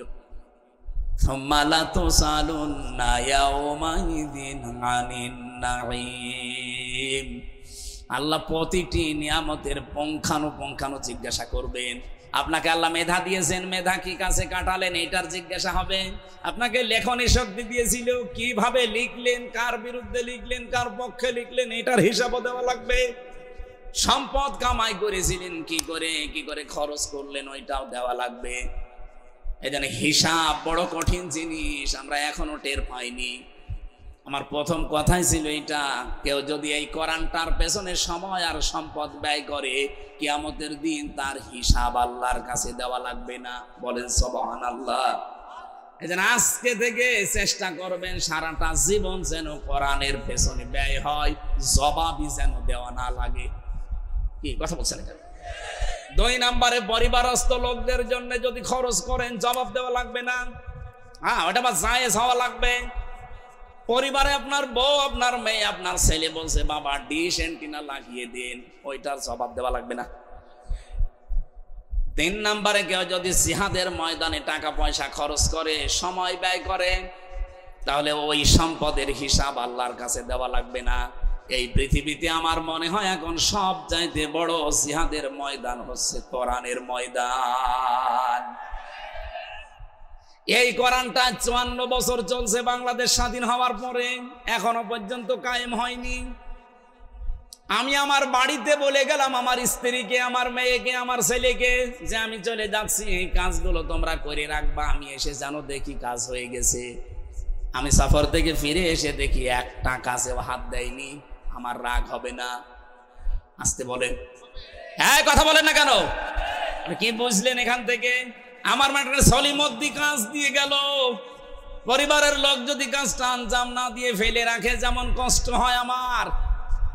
এই জমিনটা আল্লাহ বানিয়েছে তার কোরআনে কারিমকে বিজয় করার জন্য, প্রতিষ্ঠা করার জন্য। আনাকিমুদ্দিন এ শব্দ দিয়েছেন, অথচ আজ পর্যন্ত 54 বছরে এটা কায়েম হয়নি। আল্লাহর রাগ হচ্ছে না? আপনার বিবেকে কি বলে আল্লাহর রাগ হচ্ছে না? এরপরও আল্লাহ কিছু বলে না কেন? ওনারা কিন্তু সত্যিই বলছে, আমার যেমন রাগ হয়েছিল পরিবারে ফিরে যে যাই একটা কাজও করো নাই, ফেলে রেখেছো। আল্লাহরও রাগ হচ্ছে যে 54টা বছর তোরা স্বাধীন হলি, 42 কি 92% মুসলমান তোরা এখানে বাস করিস, এর পরেও কেন এটা কায়েম হয়নি? দেশটা স্বাধীন হওয়ার পর থেকে যে মানুষগুলো স্বাধীনতা পাওয়ার জন্য চেষ্টা চালিয়েছিল, এই দেশে কিছু কোলাঙ্গার সেই জাতির শ্রেষ্ঠ সন্তানদেরকে এখন কালার করার জন্য, ডিভাইডেড করার জন্য চেষ্টায় আছে। যুদ্ধ হওয়ার পরে 71 সালের 72 সালে আপনি যান, ইতিহাস আমি আজকেও পড়লাম, অধ্যাপক গোলাম আজম রহমতুল্লাহ আলাইহি সৌদি আরবে গিয়ে ওই সময় যিনি সৌদির বাদশা ছিলেন তাকে বলেছিলেন যে আপনি বাংলাদেশকে স্বীকৃতি দেন। সৌদির বাদশা ওই সময় বলেছে না, আমি দেব না, কারণ দেশটাতে বঙ্গবন্ধু ধর্ম নিরপেক্ষ মতবাদ কায়েম করেছে, আর যেটা ভারত চায় সেইটাই চলছে, আমি এ দেশের স্বীকৃতি দেব না। উনি ওই দিন প্রায় 1 ঘন্টা 10 মিনিট ধরে তাকে বুঝিয়েছিলেন যে আপনি শুধু বঙ্গবন্ধু আর ভারতের দিকে তাকিয়ে যদি দেশটার স্বীকৃতি না দেন, এখানে 92% মুসলমান বাস করে, এই মুসলমানগুলো আস্তে আস্তে দিন যত যাবে তারা ধর্ম নিরপেক্ষ মতবাদের এই চাপায় পড়ে শেষ পর্যন্ত ওরা আল্লাহর সাথে শিরিক করবে। আপনি কিয়ামতে জবাব দেবেন কি? আপনি জবাব দেবেন কি বলেন? উনি যখন জবাব দিতে পারে নাই, উত্তর দিতে পারে নাই, শেষ পর্যন্ত বলেছে ঠিক আছে আমি স্বীকৃতি দিলাম। এই স্বীকৃতি আদায় করার জন্য বাংলার যে শ্রেষ্ঠ সন্তান চেষ্টা চালিয়েছে ভাষা সৈনিক, আজ তাকে কালার করার জন্য কিছু কোলাঙ্গার ফুটে পড়ে লেগেছে। এই কথা বলেন না কেন? পাকিস্তানের যারা সহযোগী রাজাকারদের, আরে ভাই ওই সময় যারা যুদ্ধ অপরাধ করেছে তারা হচ্ছে পাকিস্তানের সেনারা। আর ওই সময় এই দেশে যাদের নামে মামলা হয়েছে, আমি আজকেও পড়লাম 37,471টা মামলা হয়েছিল। 37,471টা মামলা হয়েছিল ওই সময়। আপনি পুরা মামলার একটা একটা করে সব আমি কপি করে রেখেছি, আজকে পুরাটা আজ দিনের বেলায় পড়লাম। একটা জামাতের কর্মীর নামে, নেতার নামে কোনো মামলার তালিকা নেই। আপনি এরপরেও কেন মিথ্যা তহমতে 54 বছর দিয়ে যাচ্ছেন এই মাজলুম দলটার উপরে বলেন? আর একটা মীমাংসিত জিনিস আবার সামনে নিয়ে এসে কোন কারণে বাতিলদেরকে আমাদের বিরুদ্ধে, এই দেশের জনগণের বিরুদ্ধে লাগাতে চান? যারা বলে এই দেশের মানুষ পাকিস্তানপন্থী, এ কথা যারা বলবে অবশ্যই তারা ভারতপন্থী। এই কথা বলেন না কেন? আমার মনে হয় যারা ভারতপন্থী, ভারত প্রীতি দেখাবে, এসে যেই হোক, উপদেষ্টা হোক আর দেশের যেই হোক, করে ন্যাংটা করে পিটানো লাগবে। নাউজুবিল্লাহ, ন্যাংটা করে পিটানোর কথা বলেছি, নাউজুবিল্লাহ। দেশ যে ডিভাইডেড করে যাচ্ছে, এই ভুয়া ধোয়া তুলেই তো 54 বছর আমাদেরকে আলাদা করে রেখেছিল। এই কথা বলেন না কেন? কোরবানির ইতিহাস শুনতে আসে, আজকে আসার সময় কানে কানে বলছে হুজুর কোরবানির কথা বলবেন। আরে ভাই, কোরবানি কি বোঝেন আপনি? যার কাছ থেকে আপনি কোরবানি পেলেন তিনি আমাদের জাতির পিতা ইব্রাহিম আলাইহিস সালাম। উনি যখন সন্তানের গলায় ছুরি লাগাবেন, ওই সময় আমার আল্লাহ তাকে ডাক দিয়ে কি বলেছিলেন, ওইটা যদি বাংলাদেশে আজ মেনে নিতে পারেন, আল্লাহর কসম এই কোরবানির আগে এ দেশে ইসলাম কায়েম হয়ে যাবে। আর 22 দিন আছে, 22 দিনে কায়েম করা সম্ভব। আপনি একটু মিলান, ওটা আছে সূরা সফফাতের ভেতরে আছে, ফালাম্মা আসলামা ওয়া তাল্লাহু লিল জাবিন। ভালো করে খেয়াল করেন, আল্লাহ বলেন ফালাম্মা, অতঃপর যখন, আসলামা 2 বছর, আল্লাহ বলেন দুইজনেই যখন এগ্রি হয়ে গেছে, রাজি হয়ে গেছে, সম্মত হয়েছে, ওয়া তাল্লাহু লিল জাবিন, এবং তার সন্তানটাকে জবাই করার জন্য যখন রাজি, একজন রাজির কথা আল্লাহ বলেন নাই, আসলামা 2 বছর। হযরত ইব্রাহিম 86 বছর বয়সে সন্তানটা পেয়েছিলেন, তিনি এই সন্তানকে জবাই করার জন্য যখন রাজি। 2 নম্বরে ইসমাইল নবী, এত শখের এত আদরের সন্তান, 13 বছর বয়স মাত্র। আপনি চিন্তা করতে পারেন পৃথিবীতে সবচেয়ে বেশি সৌন্দর্যের অধিকারী করেছিলেন আল্লাহ নবীদেরকে, তিনি নবী, সন্তানটাও নবী। কত সুন্দর হতে পারে চেহারা, তাও 2 বছর 5 বছর বিয়ের পরে না, 86 বছর পরে হওয়া। কত আদরের ধন। উনিও যখন রাজি, চিন্তা করলেন না আমি জবাই দেব না এখন, যেহেতু চোখ বাঁধা ছিল, জবাই দেওয়ার জন্য তিনি নিয়ত করেছিলেন, কিন্তু ছুরিটা প্রথমে ওই যে পাথরের ওপরে যখন নিক্ষেপ করলেন পাথর কেটে গেছে। মনে মনে ভাবলেন দুইজনেই তো আমরা রাজি আছি, আমার সন্তানটা রাজি হইলো কেন, আমি এটা দেখব। এবার আসেন তো আমি মূল কথা যেটা বলার জন্য আয়াতটা পড়েছিলাম, হযরতে ইসমাইলও রাজি, ইব্রাহিমও রাজি, দুইজনেই যখন রাজি, আল্লাহ তখন কিন্তু ডাক দিয়েছেন, আগে ডাক দেননি।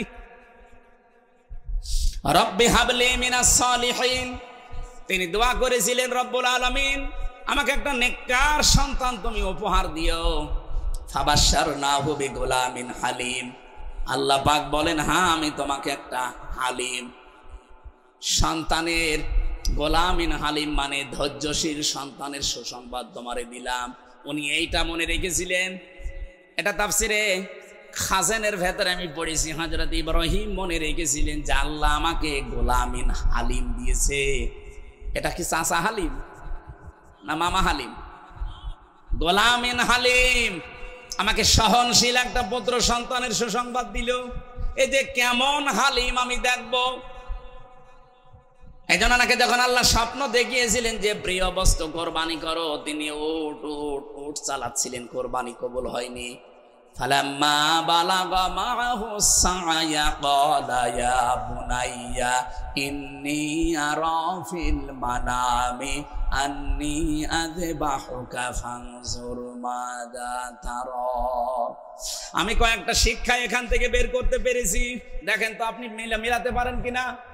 সন্তানটা যখন একটু নড়াচড়া করা, বাবার কাজে লাগার মতো বয়স হয়েছে 12-13 বছর, আল্লাহ তখনই কিন্তু স্বপ্ন দেখালেন, ডাক দিয়ে বললেন প্রিয় বস্তু কোরবানি করো।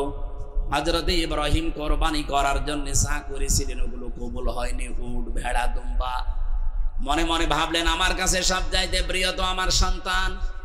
এবার তিনি সন্তানটাকে ডাক দিয়ে বললেন হে আমার কলিজার টুকরা, হে আমার আদরের সন্তান, আমি স্বপ্নে দেখলাম যে তোমাকে জবাই করছি, এখন তোমার রায় বলো। আমার প্রশ্ন হচ্ছে বিধানটা কার? বলেন বলেন, পালন করছেন কে? না না আপনারা শুনছেন না, বলেন বিধানটা কার? পালন করছে কে? সাধারণ মানুষ না, একজন নবী। হযরত ইব্রাহিমের পুরা জীবন আল্লাহ কোরআনে দিয়েছেন। আমি তার জীবন পুরাটা কোরআনে পড়ে দেখেছি। 50টা পরীক্ষা আল্লাহ তাকে দুনিয়ায় করেছিলেন, আর 50টা পরীক্ষায় তিনি উত্তীর্ণ, একটাও ফেল করেননি। তার ঈমান সম্পর্কে পরীক্ষা ছিল 10টা, পুরা কোরআনে আল্লাহ সাজিয়েছেন। তার আমল সম্পর্কে পরীক্ষা ছিল 30টা, পুরা কোরআনে এগুলো আছে। আর তার এই যে 3.5 হাত বডির ভেতরে পরীক্ষা ছিল 10টা, ওইতে 30, এদিকে 10, এদিকে 10, 50টা। আমি যদি ওই সাবজেক্ট আজকে নিতাম, পুরা 50টা পরীক্ষা আপনাকে আমি শোনাতে পারতাম যে জাতির পিতা এমনি এমনি হননি, 50টা পরীক্ষা আমার আল্লাহ তাকে করেছিলেন। না খেয়াল করুন ভাই, 50টা পরীক্ষা করার পরে তিনি প্রতিটা পরীক্ষায় পাশ করে যাচ্ছেন। এই পরীক্ষাটা এসে তিনি চিন্তা করলেন কি, আমাকে আল্লাহ তো হালিম দিয়েছে, আমি আল্লাহর বিধান পালন করব, কিন্তু আমার সন্তানের কাছে অনুমতি নেওয়ার দরকার কি? মনের ভেতরে বারবার প্রশ্ন আসতেছে, আমি তো আর যেমন তেমন সন্তান চাইনি, আর 86 বছর একাধারে দোয়া করে করে সন্তানটা আল্লাহ দিয়েছে। কেমন হালিম, কেমন ধৈর্যশীল, আমি এইটা আজকে দেখতে চাই। তিনি এই জন্য অনুমতি নিয়েছিলেন।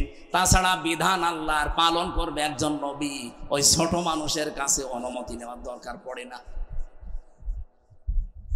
অনুমতি নেওয়ার জন্য তিনি জিজ্ঞাসা করলেন যে আমি কেমন হালিম আল্লাহর কাছ থেকে পেয়েছি, আজকে আমি পরীক্ষা করব। পরীক্ষায় সন্তানটাও পাশ করে গেছে।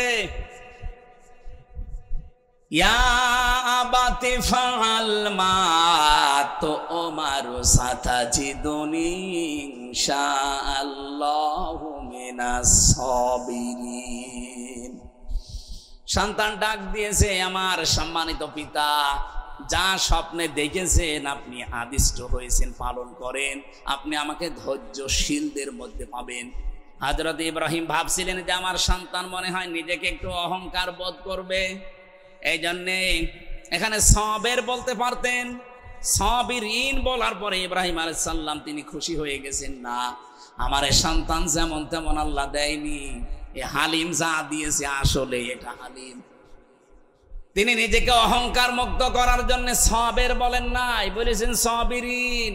আমার মতো বহু ধৈর্যশীল দুনিয়ায় আছে, এর আগে বহু ধৈর্যশীল ভাবে আল্লাহর রাস্তায় জীবন দিয়েছে, আমিও দিলাম। তাদের ভেতরে আমি একজন, আমার ভেতরে কোনো অহংকার নেই। হযরতে ইসমাইলকে তিনি শুইয়ে দিলেন। আমার আল্লাহ আসলামার ব্যাখ্যা দেওয়ার জন্য আমি কিন্তু এ পর্যন্ত বারবার নিয়ে আসতে চাচ্ছি আপনাদের। দুইজনেই যখন এগ্রি হয়ে গেল, রাজি হয়ে গেল, তখন আমার আল্লাহর বিধান তাদের জন্য পালন করা সহজ হয়েছে। আজ বাংলাদেশে মনে করেন যারা আমরা টুপি মাথায় দেয় শুধু, ওখান থেকে আপনি কি পেলেন?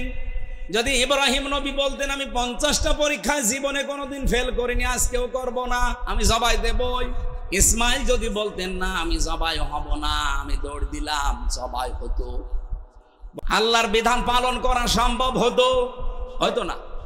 ইসমাইল নবী যদি বলতেন যে আমি তো সাবিরিনদের ভেতরে একজন, ঠিক আছে আমি গলা দিয়ে দিলাম, যা ভালো লাগে করেন।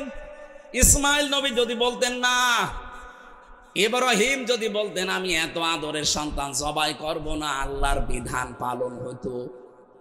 জবাব দেন, বলেন কি বুঝলেন এখান থেকে?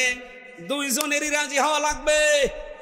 বাংলাদেশে আগামীতে 300 জন মানুষ দায়িত্বে যাবে, এরা যদি ইব্রাহিম নবীর ভূমিকায় আসতে পারে, 18 কোটি মানুষ আমরা যদি ইসমাইল নবীর ভূমিকায় আসতে পারি, আল্লাহর বিধান এই দেশে কায়েম করা সহজ হবে। কথা বোঝা যায়নি? এটাই কোরবানির শিক্ষা। এটা তো নিতে পারবেন না। ঠিক আছে, এই আল্লাহ রাব্বুল আলামিন তাকে ডাক দিয়েছিলেন, অনাদাইনাহু আইয়া ইব্রাহিম قد صدقت الرؤيا إنا كذلك نجزي المحسنين। আল্লাহ যদি শুধু ইব্রাহিম আর ইসমাইলকে শেষ করে দিতেন তাহলে পরের এই শব্দগুলো বলতেন না। আল্লাহ সঙ্গে সঙ্গে ডাক দিয়েছেন, দুই বাপ বেটার যখন এগ্রি হওয়া, রাজি হওয়া, সমর্থন হওয়া, সম্মত হওয়া দেখে আল্লাহর এত পছন্দ হয়েছে যে ইব্রাহিমও রাজি, ইসমাইলও রাজি, যা তোদের আর লাগবে না এ কাজ করার, তোদের মন দেখে আমি আমার বিধানটা পূরণ করে দিলাম। আমার আল্লাহ পূরণ করার জন্য কি পাঠিয়েছিলেন? দুম্বা। বলেন বলেন, আরো জোরে বলেন, অনাদাইনাহু আইয়া ইব্রাহিম ক্বাদ সাদ্দাকতার রুইয়া। হে ইব্রাহিম, আমি তোমাকে ডাকলাম, তোমাকে যে স্বপ্ন দেখিয়েছিলাম তুমি স্বপ্নকে সত্যে রূপ দিয়েছো।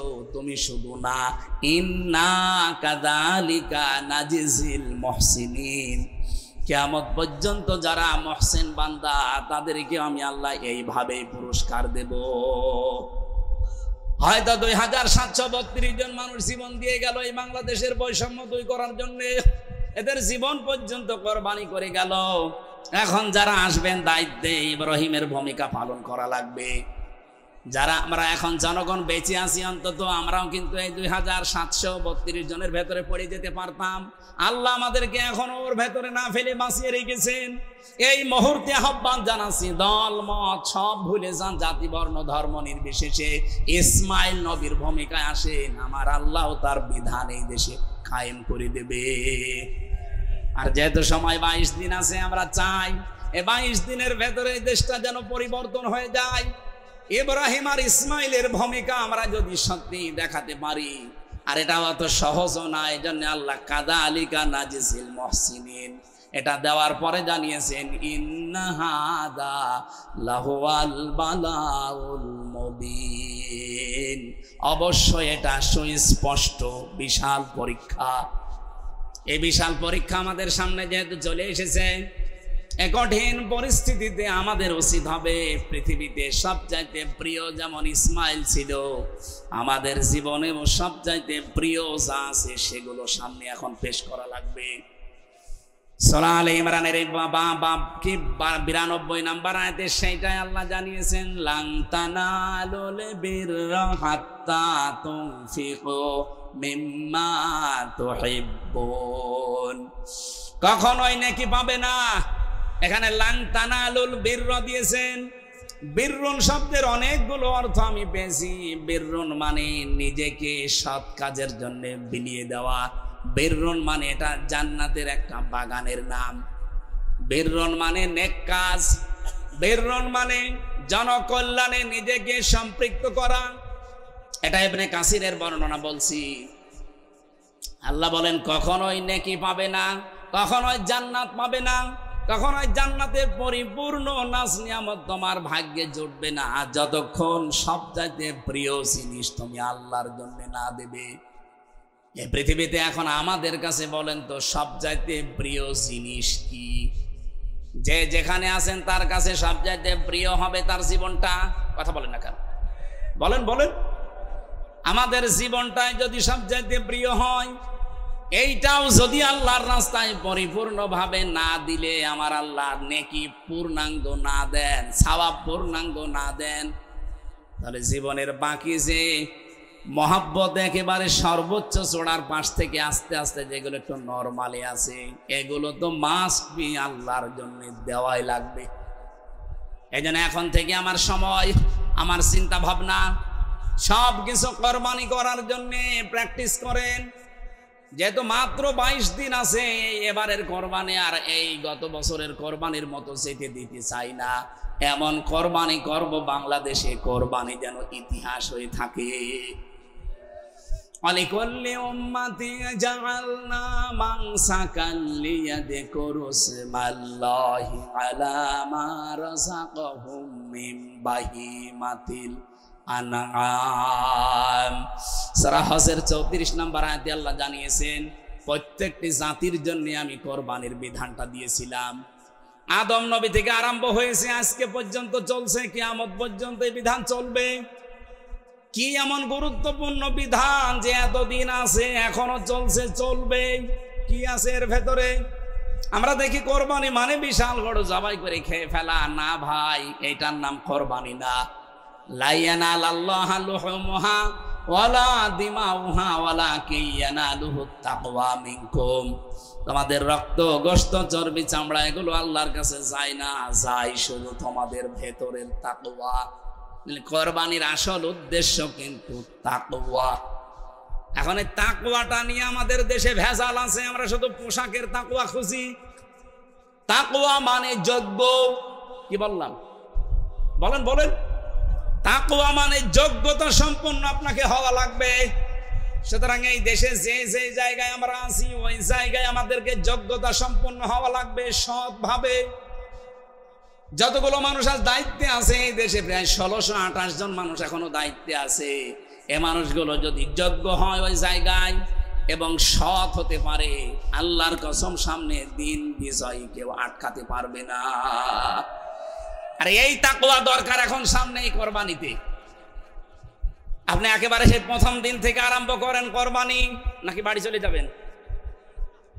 আরেকটু শোনা যাবে না? আল্লাহ যেহেতু মেন জিনিসটা, ভালোবাসার জিনিসটা না দিলে তিনি পরিপূর্ণ সওয়াব দেবেন না, আর কল্যাণও আপনাকে দান করবেন না।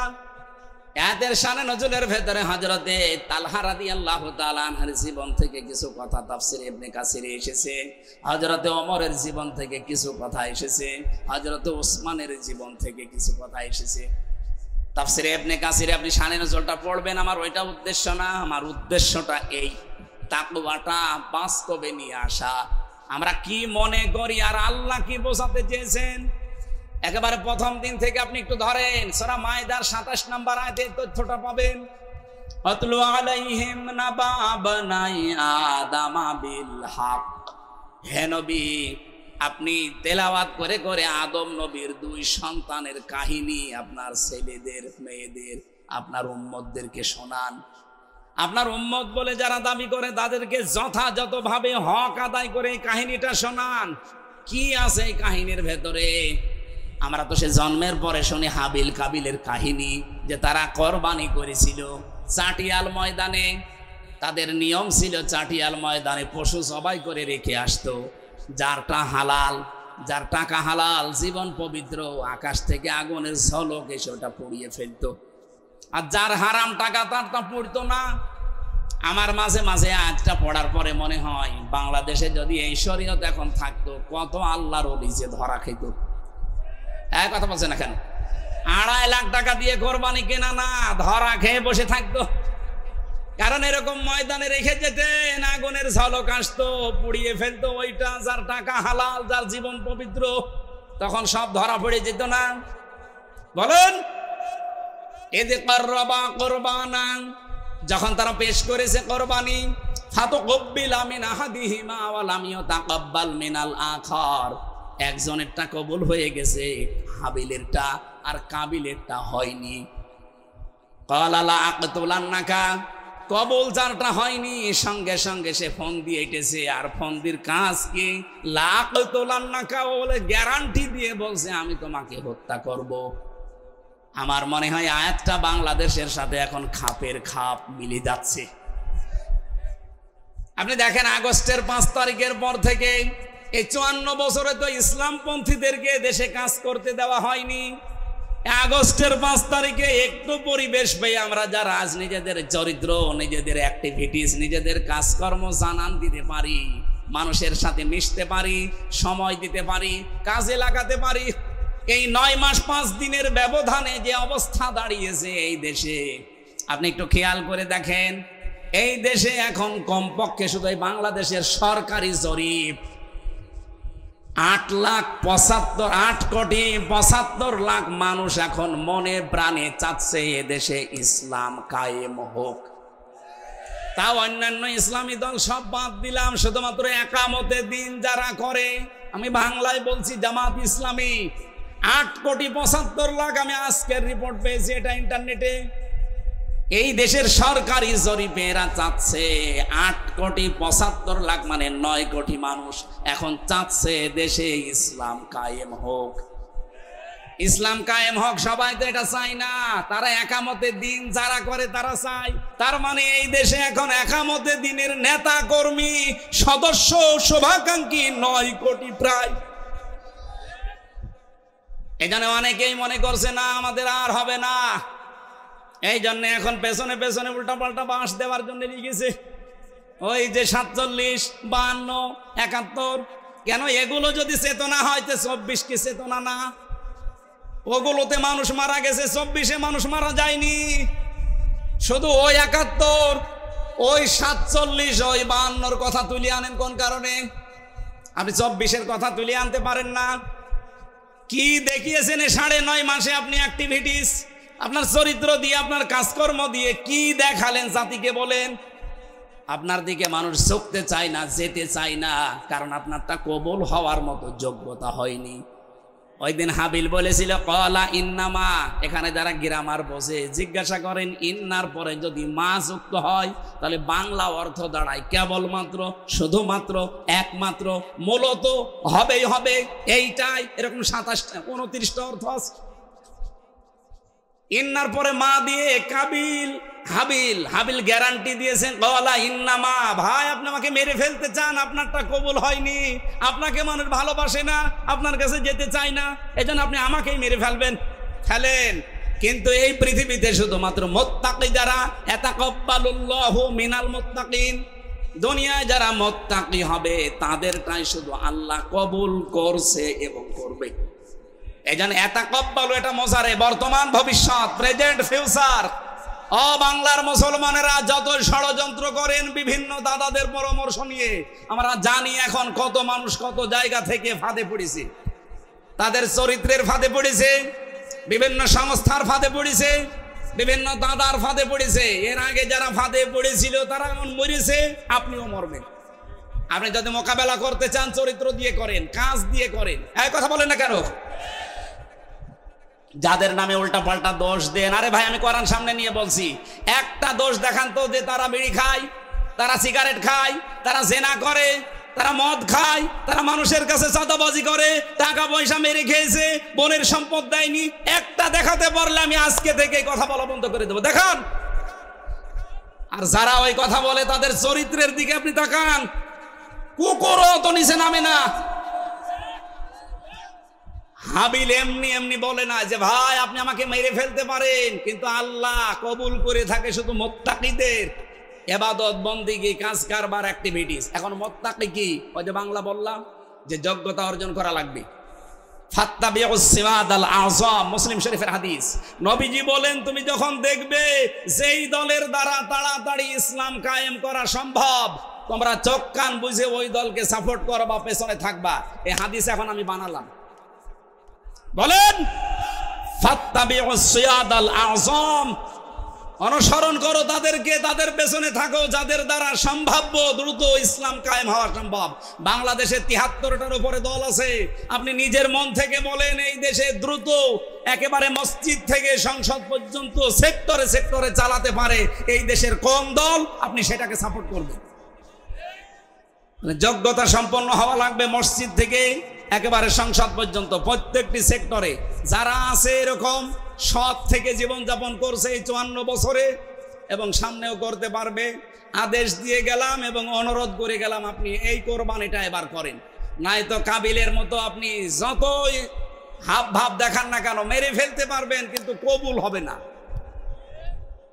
হাবিল ওই দিন বলেছিল লাইম বাসাত্তা ইলাইয়া এদাকা লি তাকতুলানি মা নাবি বাসিতি ইয়াদি ইলাইকা আকতুলাক লি আকতুলাক ইন্নী আখাফুল্লাহ রাব্বাল আলামিন। আপনি যদি হাত প্রসারিত করেন, আজ কত মানুষ বিভিন্ন জায়গা থেকে হাত প্রসারিত করতে আসে ইসলামের দিকে।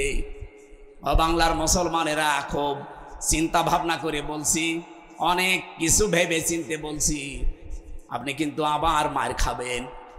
১৫.৫ বছর না, এবার ৩২ বছর মার খাওয়া লাগবে। এই জন্য সব বাদ দিয়ে দেন। কার আকীদা ভালো কার আকীদা খারাপ ওগুলো বাদ দেন। অন্তত মুসলিম যারা এক হয়ে যান। কথা বলছে না কেন? এই দেশের নাগরিক আমরা যারা বৈধ তারা এক হয়ে যান। নয়তো যা আরম্ভ করেছে বিশ্ব, আপনি কি মনে করছেন শুধু আমাদের প্রতিবেশীরাই হারামি? না, আরো হারামি আছে। সব হারামি এখন এক হয়ে যাচ্ছে।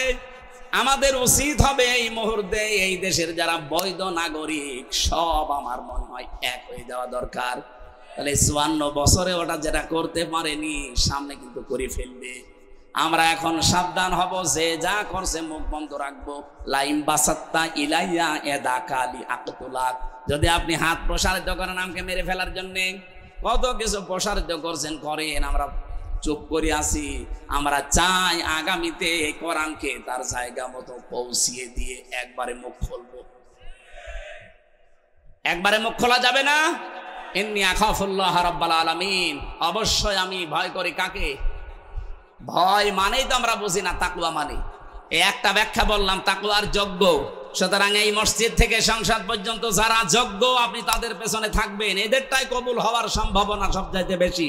২ নম্বরে তাকওয়ার ব্যাখ্যা হচ্ছে নিষিদ্ধ কাজ আল্লাহর যেটা যেটা আছে শুধু ছেড়ে দেবেন না, ওটা ঘৃণা করে ছেড়ে দেবেন, এর নাম তাকওয়া। আল্লাহর নিষিদ্ধ কাজ এই দেশে আছে না? এই কথা বলে না কেন? এই যে মোবাইল, কম্পিউটার, ল্যাপটপ, টেলিভিশনে যারা এমন এমন জিনিস দেখেন যেটা অন্য দেখলে আপনার লজ্জা লাগে, নিজে নিজে দেখলে ভালো লাগে, আরাম লাগে, আনন্দ লাগে, এটা পাপ। এরকম কোন দৃশ্য যদি সামনে চলে আসে, আজকে থেকে তওবা করেন যে না আমি ওই রকম কিছু আর দেখবো না। ঘৃণা করে ছেড়ে দেবেন, দেখবেন একটা অনির্বচন সুখ, আলাদা একটা শান্তি আল্লাহ আপনাকে দান করবে। পরকীয়া প্রেম যারা করেন না, এলাকায় সব নেই, এই মুহূর্তে নিজেকে কন্ট্রোল করেন ভাই। মেয়েলি বিষয় এটা কিন্তু শয়তানের মারাত্মক একটা জাল। ইন্না কায়দা কুন্না আযীম, আল্লাহ মেয়েদের চক্রান্তকে বলেছে এটা ভয়ঙ্কর, আর শয়তানের চক্রান্তকে বলেছে ইন্না কায়দা শাইতানি কানা দাঈফা, দুর্বল না দাঈফ, একেবারেই দুর্বল শয়তানের চক্রান্ত। এই জন্য মেয়ে লোকের ফাঁদে যদি কেউ পড়ে যান, মোবাইলে হোক, কম্পিউটারে হোক, বিভিন্ন কায়দায়, ফেসবুকে, ইমোতে, মেসেঞ্জারে, এক্ষুনি থেমে যান। আপনি টের পাচ্ছেন না? ওই যে বিভিন্ন সাংবাদিক মাঝে মাঝে রেকর্ড করে রাখে, দেখেন না, ছেড়ে দেয়। টাকলা মোরাদের মাত্র ৬ মিনিট ৩২ সেকেন্ড ফাঁস হয়ে সব হারিয়েছে। আর আমাদেরও যদি ফাঁস হয়ে যায় না, সব হারিয়ে ফেলবে। এজন্য অনেকে এখন চুপ করে আছে, কারণ এদের অনেক কিছু রেকর্ড হয়ে আছে। কিন্তু আমাদের তো আর রেকর্ড নেই, আপনি কি ফাঁস করবেন? চরিত্র যাদের ঠিক আছে এদের তো কিছু রেকর্ড নেই, যাদের চরিত্র শেষ তাদের তো রেকর্ড আছে। এই জন্য চরিত্রকে ঢেকে রাখার জন্য এখন এই হাবিলের মতো মানুষ যারা তাদের বিরুদ্ধে অপপ্রচার আরম্ভ করেছে, তাদের উপরে তীর নিক্ষেপ করা আরম্ভ করেছে। আল্লাহ আমাদের সামনের এই কোরবানি আমরা যেন তাকওয়া অর্জন করি, আল্লাহর নিষিদ্ধ কাজগুলো ঘৃণা করে ছেড়ে দেওয়ার মাধ্যমে এই কোরবানি সামনে দিতে পারি। বলেন আমিন। 4টা কাজ যদি জীবনে কেউ করতে পারে তার কোরবানি কবুল হবে। 1 নম্বরে আল্লাযীনা ইযা যুকিরাল্লাহু ওয়াজিলাত কুলুবুহুম ওয়াস-সাবিরিনা আলা মা আসাবাহুম ওয়াল মুকিমিস সালাত ওয়া মিম্মা রাযাকনাহুম ইনফিকুন।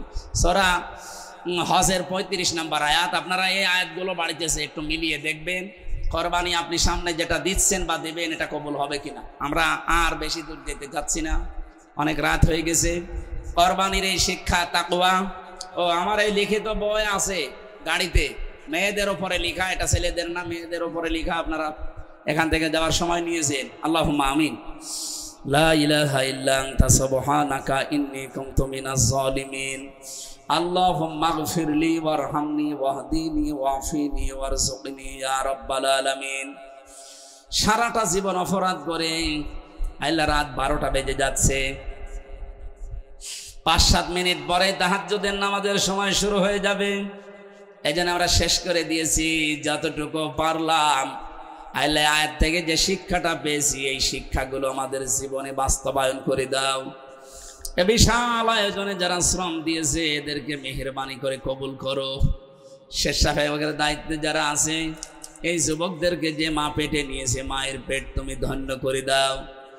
মাহফিলের প্রধান অতিথি মাওলানা আবুল কালাম আজাদ, বিশেষ অতিথি ডাক্তার আব্দুল মজিদ ভাই সহ যত অতিথি এখানে এসেছে, আল্লাহ অতিথিদেরকে ওমরের মতো কবুল করে নাও। এদের মা বাবা যাদের কবরে আছে তুমি মাফ করে দাও।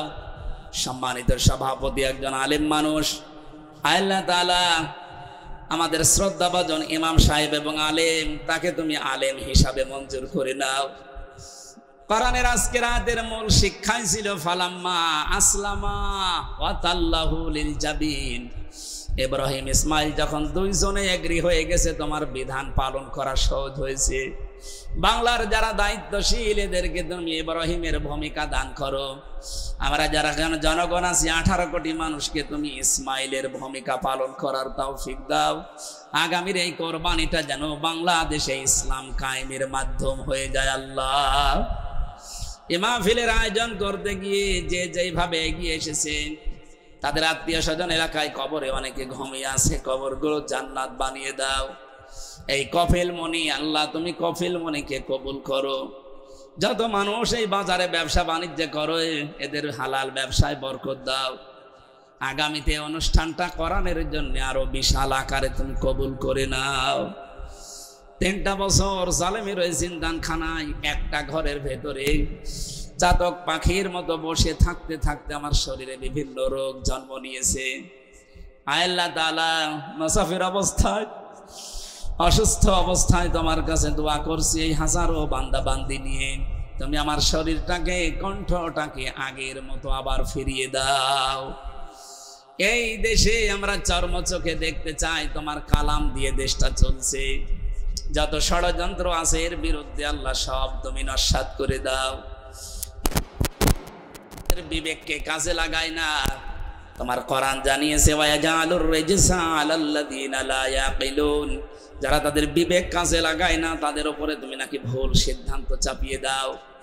যে মানুষগুলো দায়িত্বে থেকে ও দায়িত্বহীনতার পরিচয় দেয়, উদাসীন, তাদের নিজেদের শপথ ভঙ্গ করে, আল্লাহ এদের যদি হেদায়েত থাকে দান করো, যদি হেদায়েত না থাকে দুর্বিসন্ধি ষড়যন্ত্র এগুলো যদি তাদের ভেতরে থাকে জাতির সামনে ন্যাংটা করে দাও। সম্মানিত মা বোনদেরকে খাদিজাতুল কুবরার মতো বানাও, হযরতে হাজেরার মতো মা হওয়ার তৌফিক দাও।